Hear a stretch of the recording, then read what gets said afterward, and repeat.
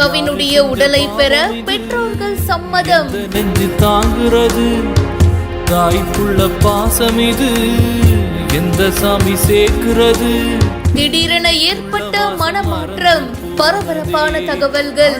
காலம் செஞ்ச கோலம் மாறி போனதே.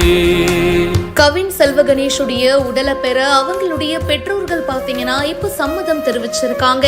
கவினுடைய இறப்பு தமிழகத்தை அதிர்ச்சிக்குள்ளாக்குச்சு. காவல் உதவி ஆய்வாளர்களான சுர்ஜித்துடைய பெற்றோருக்கு இந்த கொலையில சம்பந்தம் இருக்கு அப்படின்னு சொல்லிட்டு கவினுடைய பெற்றோர்கள் புகார் தெரிவிச்சாங்க.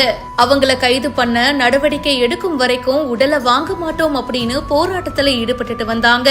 சுர்ஜித்துடைய அப்பாவை கைது பண்ணாங்க. அண்ட் அப்படி இருக்கும்போது அரசு தரப்புல உடலை வாங்கிக்கோங்க அப்படின்னு பேச்சுவார்த்தை நடத்தப்பட்டுச்சு. இந்த பேச்சுவார்த்தையை தொடர்ந்து கவினுடைய உடலை வாங்கிக்க அவங்களுடைய பெற்றோர்கள் சம்மதம் தெரிவிச்சிருக்காங்க.